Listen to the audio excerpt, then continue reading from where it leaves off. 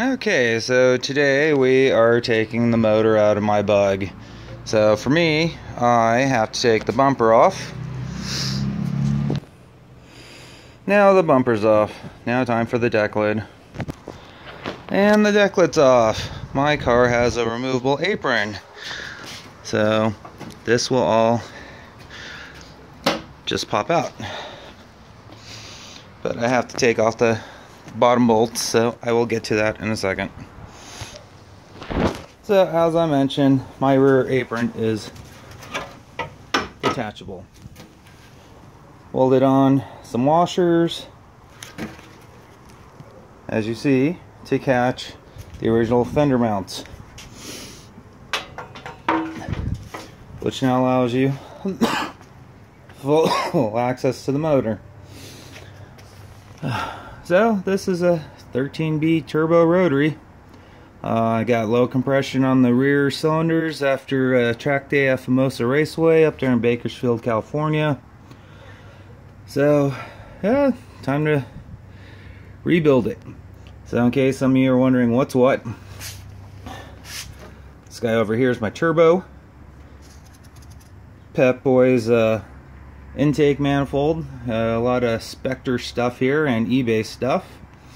As mentioned in previous videos, you gotta run a double pulley on the alternator or you just burn your belts off, or you can relocate the alternator over to here, which is a lot more money, but looks really nice.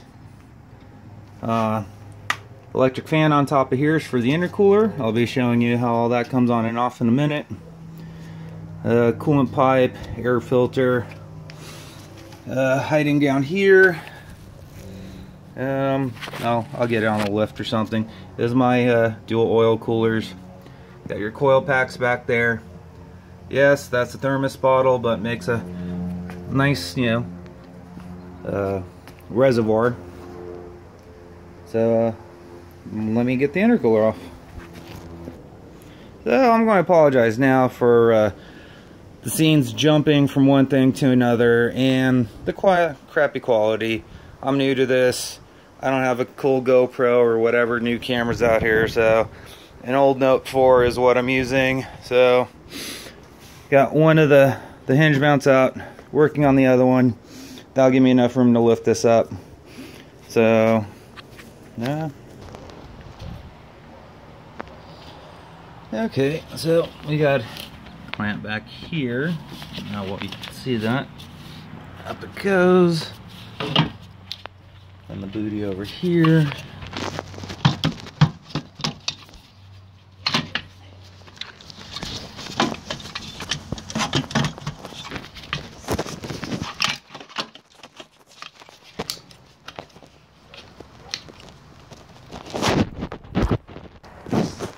And there's the intercooler. There's the electric fan on it. And as I start taking more and more stuff off this motor, you'll realize it's mainly just intake and whatnot, and that the motor is much smaller. So now you can see there's the turbo, boost controller solenoid. There's my oil cooler fans. There's actually two coolers, two fans, coil packs. Here's my mass air sensor filter. Here's my intercooler and fan. So on the Series 5 motors, I don't have the option of the cool front mount as a Series 4.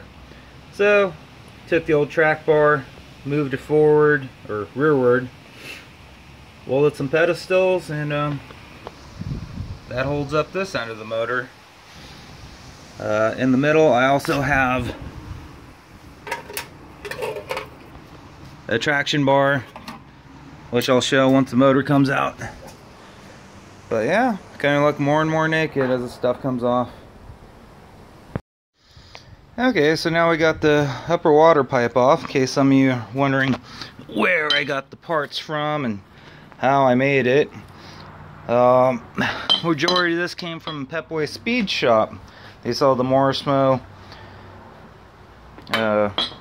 filler neck. Spectre sells their, you know, tight radius bent pieces. Then, you know, crappy MIG welder. Then the main stuff is made out of EMT 1 1/8. That's all Home Depot stuff. My blow-off valve pipe here is an eBay special.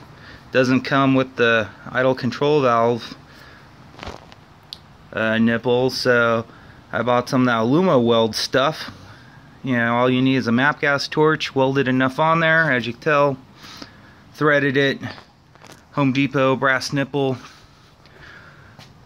some hosing, and hey, idle control valve. The filler neck, I got this nice aluminum one, also off of eBay, because the plastic one just ended up crushing itself. Wastegate actuator is actually a dual diaphragm one, so works much better with my Go Fast Bit boost controller, which is also eBay special. I don't know if you can see the fans a little better on the oil cooler, but there's that. Pep Boy's got a MagnaFlow, you know, straight through 2.5 inch muffler. And yeah, a lot of local stuff that not quite auto parts store related, and a lot that is. And then for all the weird hosing adapter pieces and whatnot, O'Reilly's was really nice about just letting me wander around in the back, allegedly, to pick out hoses that I think had the right bends and whatnot for me to do this the right way. Also, in case you're wondering how I did the throttle cable is also a trip to Home Depot. Depending on how big your throttle body cable is, you can match it or go a little bigger like I did. Now, to fit the actual throttle body, I picked up a couple of these little guys here, which fits right inside the little locking knuckle, so you don't have to go to some special cable making place and have them put that little end on there made out of lead. Have never had this slip, and as you can see, I have a little extra cable here because sometimes the gas pedal, as you know, on all Volkswagens, the cable breaks.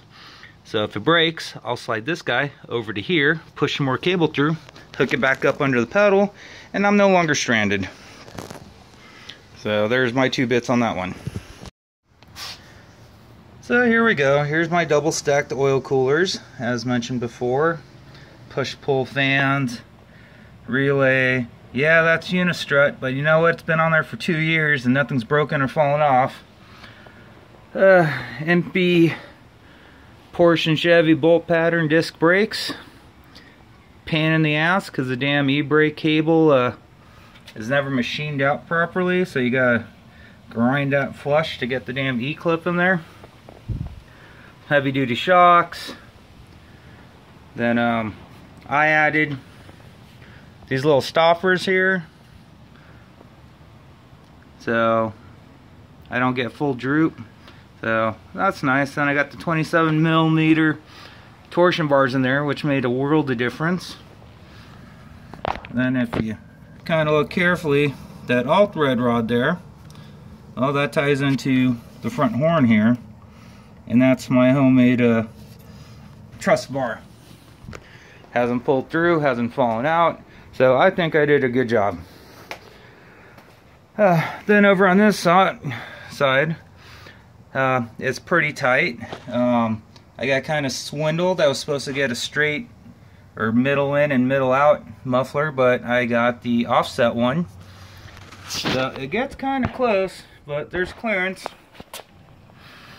And once again, it's been running for 2 years. You know, nothing's melted, never lost my rear brakes or any of that weird shit. So, yeah.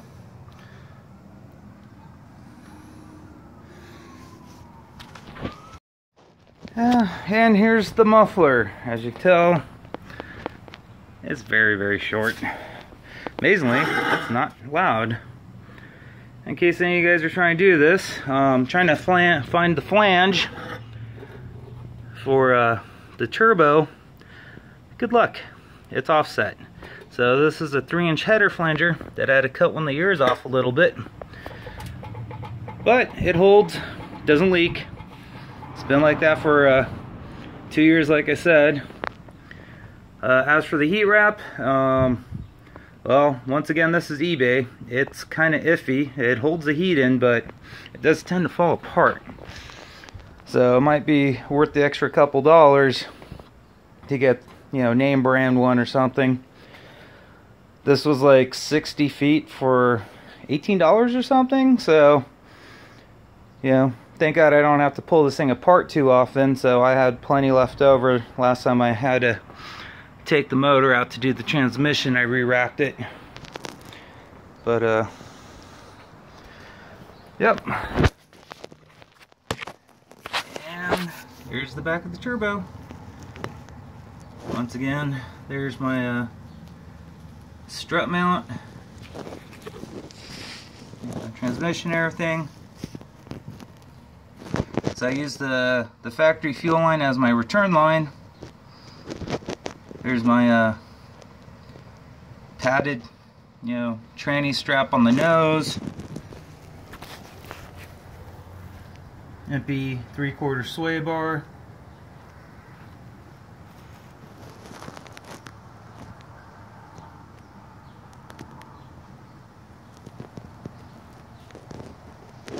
There's the coolant lines. Run all the way up to the front.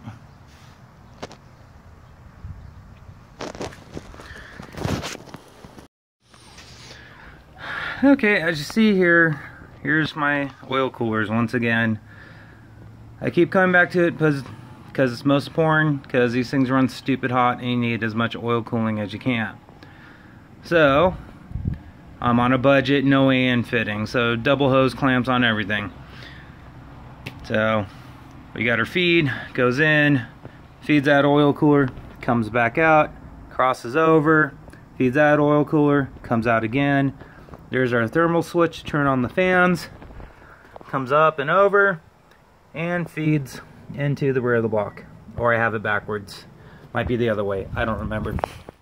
But either way, makes a world of difference.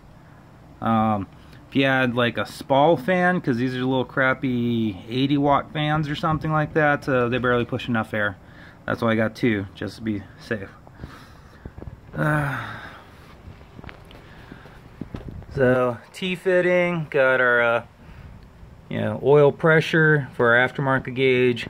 I have a Volkswagen style low oil pressure sensor that's still wired up to the dash, so if I get low oil pressure, the dash lights up. And then I also have the factory oil level low sender hooked up to the factory dash light. So as you guys might not know, these motors eat oil. So if the oil gets low, there was a warning light. So I hooked it up to the factory oil warning light on the dash. So if I'm low on oil, the dash lights up. If the pressure goes low and I'm not looking at the aftermarket gauge, the dash lights up. So safety is everything. No, for the most part. So getting sidetracked, the upper intake manifold needs to come out. That way you can unplug the harness, because there's no main harness junction block or nothing right at the motor. So this whole cobweb fiasco needs to come out. That way you could sit there, unplug the harness, then put the upper intake manifold back on, because that's where one of the cherry picker points are to lift the motor out. Now you might be thinking, okay, well the front of his rear apron's removable, he should be able to pull it straight back. Well, the oil pan is not flat, it's rounded, and the jack will crush it to top it off. So I still got to use a cherry picker to slide this out until I make some sort of weird little jig that fits right around the oil pan, and I could just do it that way, like a transmission jack kind of deal. But yeah, like I said, once the stuff starts coming off, the motor gets smaller and smaller and smaller.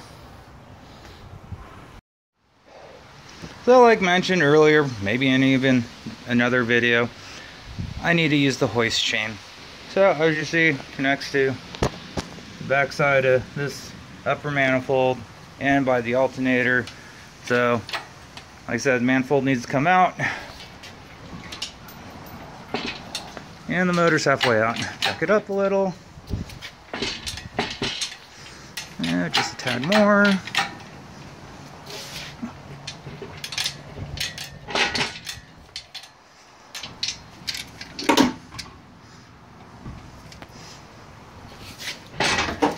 And the motor's out. Still just 4 bolts because the adapter plate by Kennedy, and it came right out. So, in case you're wondering how hard it was to take it out, I probably got an hour or 2 into it between stopping for lunch and just disconnecting everything. So if you want one of these motors, you know, I suggest going with the Series 5 because the harness is easy to work with. Our tech makes a chip for it, which is only like $150 to eliminate the boost cuss, and runs pretty good. If you want the Series 6 motor, well, you're gonna have to run a piggyback, and there's a whole bunch of other bullshit you got to deal with. Plus the twin turbo setup is quite big and has issues. So, you know, simple single turbo. Might actually upgrade it through BNR and get their stage 2. Or if I feel ballsy, a stage 3. I just got to double check with the R-Tech if their chip will support said mods. So as for the transmission, well, it is well,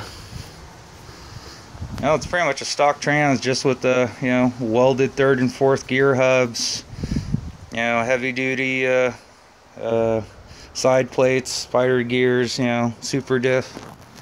But yeah, much better shot of the oil coolers. Once again, apologize for the jumpy video, stuff like that. I don't got a tripod. Yeah, money's tight. So yeah. And then later I might take more video of me actually ripping apart the motor, even though there's plenty of videos out there. Yeah, why not? So once again, yeah, that's the factory harness. Tore it apart, removed all the smog shit out of it. Yeah, ran separate relays, fuel pump on its own relay, because Mazda has a real issue with its fuel pump relays not delivering full voltage. And yeah, the clutch is a 6-puck ceramic unsprung clutch. So some people think it's a little rough, some people think it beats the shit out of the transmission.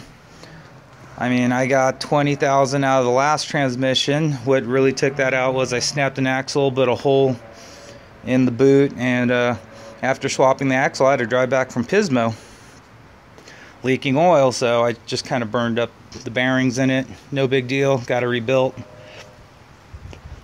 Same gears are in it, just had to put new bearings in it. So here's my oil pressure sensor mod, you know, a little T-block, you know, factory Volkswagen pressure switch, and then the aftermarket, you know, pressure gauge switch, and that little guy's the water temp. Down here I welded a bung on, so I got oil temp, and that crazy looking thing is the factory oil level sender. Once again, the oil level sender and the idiot light are hooked into the dash idiot light, so if I got any you know, issues of oil pressure or low oil, I get a light for it. But yeah, pretty much that's the size of the motor right there. It's no bigger than the bell housing. The rest of it's just all intake shit. So if you decide to build one of these as just a straight carbureted setup, it's going to be much smaller, much more space. You know, there's plenty of pictures on a, you know, Google image, and go from there. Okay, so I got the motor out on the stand without any special bracket. Ends up catching 2 out of the 3 bolts.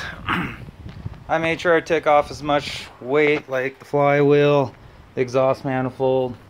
So there's all the turbo stuff, the alternator, stuff like that. Here's my clutch. Not too shabby. Yeah, there's some hot spots, but you can still see the machining marks, so not too bad. Same thing with the flywheel. Hot spots, but I can still see the machining marks. And then here's the automatic counterweight, since these flywheels aren't balanced like the factory Mazda ones. So here's the adapter plate. That's going to come off next with the rest of the intake manifold and other little various bits, and then time to disassemble.